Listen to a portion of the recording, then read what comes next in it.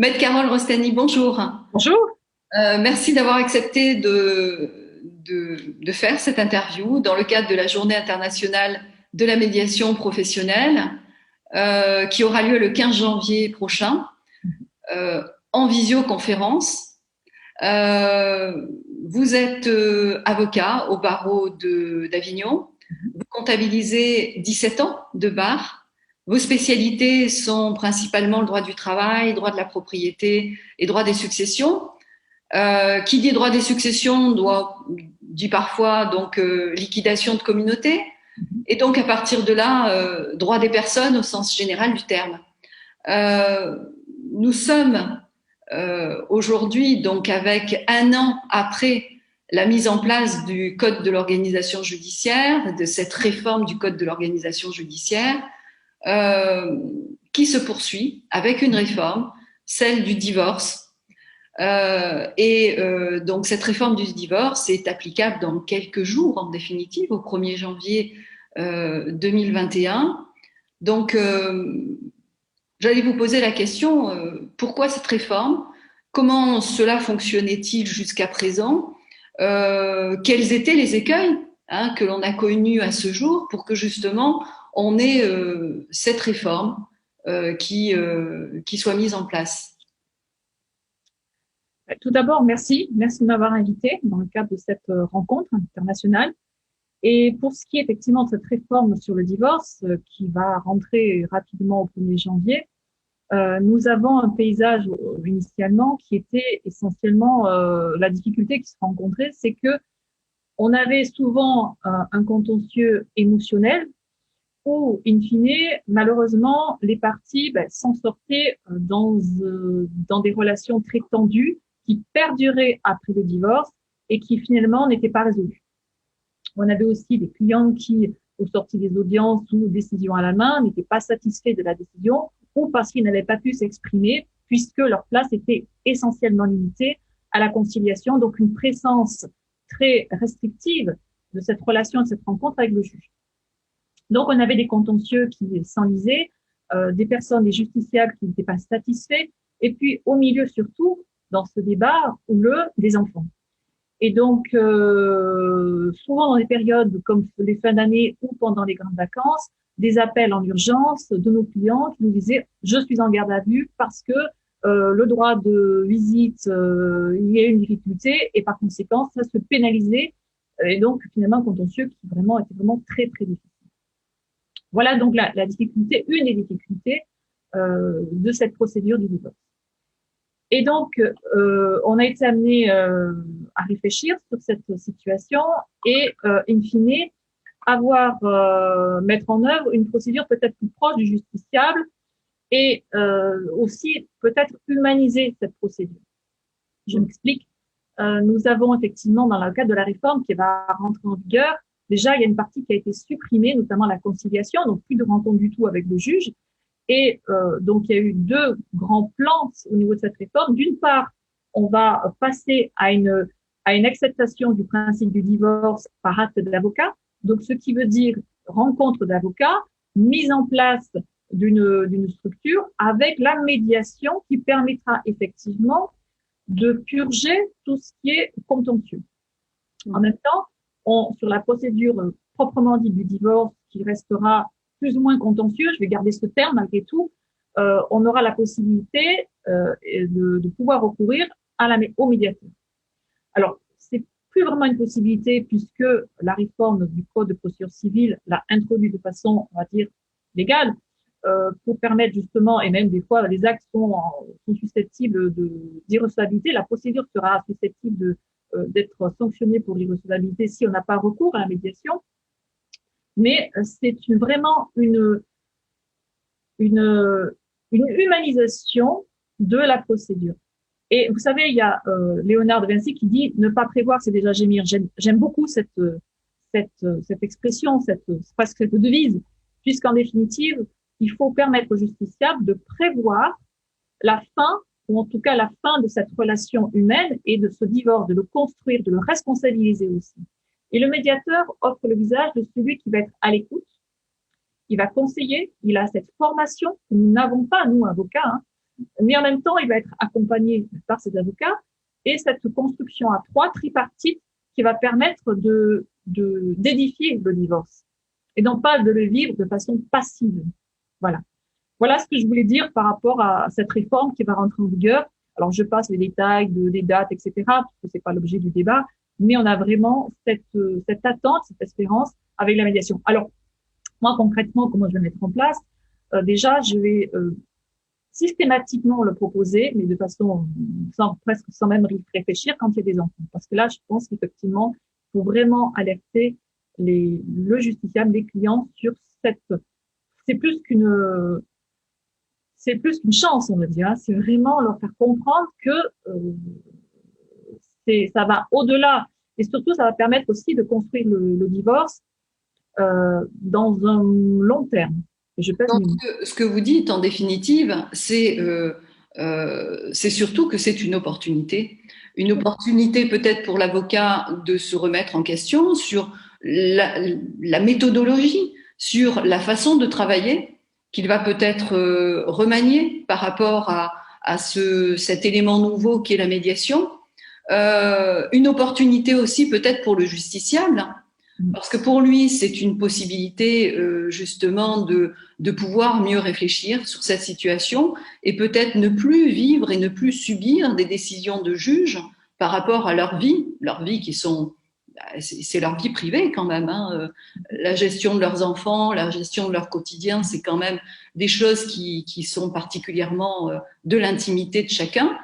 Et donc, opportunité pour ce justiciable, non plus de se voir imposer une décision, au risque qu'elle soit défavorable hein, pour ceci, mais opportunité pour lui de décider de ce qui est bien pour eux, pour leur couple qui se sépare, et peut-être une opportunité de décider aussi de ce qui est bien pour leurs enfants, par eux-mêmes. Tout à fait. Donc, à partir de là, va pouvoir les accompagner également dans cette voie. Tout à fait. Et l'une des dernières médiations à laquelle j'ai participé, c'était pendant les vacances, hein, donc le 21 pour être précise. Et donc, je me suis présentée avec ma cliente. Monsieur était seul. Mais ça a été justement, j'ai pu toucher encore du doigt le fait d'interpeller de façon humaine, voilà, au-delà du cadre juridique, mais d'expliquer, y compris à ma cliente devant la médiatrice. Ma cliente refusait catégoriquement de voir monsieur. On peut le comprendre, on n'est pas là pour expliquer le pourquoi du comment.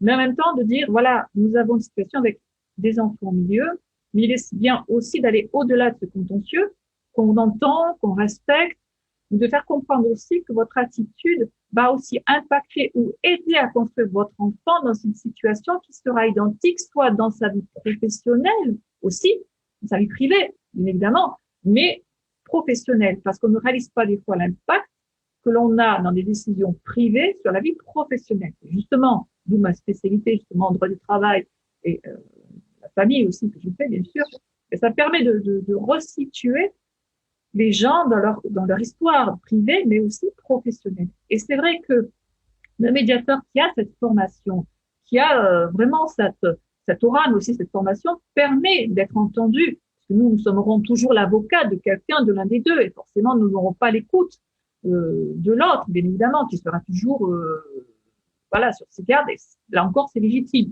Parce que là, on a vraiment un professionnel qui est intermédiaire. Et puis aussi, souvent, quand on a une décision qui est soit du 50-50, soit du 60-40, souvent, la difficulté que l'on a, c'est de dire, moi, je peux expliquer ce que j'ai écrit dans mes conclusions, dans mon assignation. Mais il est toujours difficile d'expliquer un acte dont on n'est pas le rédacteur. Et là, on a, grâce justement à la médiation, cette construction ensemble. On n'a plus l'impression d'être passif. J'insiste là-dessus. Mais dans notre procédure, on dit, vous êtes actif, c'est une chance. Vous pouvez construire votre procédure avec des professionnels, avec des avocats qui connaissent le droit, là, dans des cabinets, dans des bureaux, mais vous savez que vous êtes entendu. Et de soyez actif, c'est une chance. Et en matière successorale, justement, qui dure des années, et combien tragique, puisque c'est souvent émotionnel, hein, tout ce qui est émotionnel, le pénal, les successions, la famille, c'est quand c'est très lourd. avec des conséquences et des cicatrices profondes. Donc là, on a vraiment cette chance-là de pouvoir, de ce patrimoine qui peut-être des fois est très colossal, de dire construisons. Et ben, la voie de la médiation, c'est de dire bon, purgeons ce qu'il y a à purger parce qu'il faut que ça sorte quand même. Et voilà, faisons, pratiquons le droit et avec ce regard de la médiation. Oui, c'est-à-dire que même quand vous avez présenté donc la situation, je dirais avant la réforme, vous avez indiqué surtout que on ne prenait pas en considération trop souvent cette dynamique émotionnelle de la relation. Et là, dans le cadre de la médiation, c'est l'opportunité justement de prendre en considération cette dynamique émotionnelle qui doit être, pour reprendre vos mots, purgée avant d'aborder toute la partie juridique et toute la partie technique. Parce que quand on a purgé l'émotionnel, tout suit. Exactement. Et c'est rien. Et c'est rien. Donc c'est une décision qui est assise pour un temps beaucoup plus long. Voilà, parce que c'est les parties qui le décident. Exactement. Combien de fois on a des divorces qui sont prononcés et des procédures après divorce, tu sais que ça revient. Or, les cas, bien sûr, c'est qu'il y a une modification géographique, etc., professionnelle qui justifierait que. Mais souvent, malheureusement, on a cette situation qui revient devant le juge parce que tout n'a pas été dit. Donc, votre conseil, au niveau des justiciables, ça serait de dire peut-être n'ayez pas peur de cette réforme, mais bien au contraire, c'est une opportunité. Ou vous auriez peut-être d'autres conseils à donner à tout justiciable. Tout à fait. C'est plus qu'une opportunité, c'est vraiment bon, déjà, c'est un visage de la justice qui est à nouveau qui est humaine. Voilà. Déjà, ça, c'est quand même quelque chose de très bon, très positif dans cette appréhension-là de la procédure, de la réforme. Et vraiment, on replace le justiciable au cœur de la justice. Alors que justement, par ailleurs, on disait, mais finalement, on a des procédures qui s'accélèrent, le temps s'accélère dans la procédure. Nous, on le voit parce qu'on est professionnels du droit et on voit que le temps s'accélère au détriment de la qualité de la justice. Mais en même temps, ce qui contrebalance cette évolution-là, il y a la médiation qui est instaurée et qui permet à nouveau d'humaniser la justice. Et là, on place le justiciable au cœur. Il est actif, il a sa part, et donc il faut qu'il s'en saisisse. Voilà, avoir les choses positives et dire bon, ça, ok, c'est pour moi, je le prends et on avance et on construit. Voilà, donc c'est vraiment toute une éducation aussi à faire quelque part, mais c'est notre rôle aussi d'amener cette réforme, de la présenter de façon positive. C'est une chance, c'est là, et il faut y aller. C'est peut-être aussi une opportunité pour l'avocat que vous êtes justement de ne pas rentrer dans ces passions, dans ces difficultés passionnelles, émotionnelles des clients peut-être, et justement d'avoir un peu plus de recul aussi. Tout à fait. Tout à fait. Et puis, il y a quelque chose aussi, une donnée dont on n'a pas parlé, c'est la notion de temps. Parce que souvent, dans une procédure, le temps nous échappe à mesure où on dépend d'un calendrier procédural qui ne nous appartient pas, qui appartient aux greffes, aux différents greffes, aux différentes juridictions. Et là, on a aussi cette maîtrise temporelle du dossier. Et c'est pas rien. C'est pas rien, puisque en définitive, on sait comment ce dossier-là doit avancer avec les différents impératifs qui vont se présenter au niveau d'un calendrier, voilà. Et ça, on peut l'incorporer dans cette procédure. Donc, il y a aussi cette dimension-là qu'il ne faut pas oublier, qui est aussi importante. Et ça, les professionnels du droit et les médiateurs aussi en ont parfaitement conscience. D'accord. Merci beaucoup, maître. Merci. À bientôt. Merci beaucoup. À bientôt.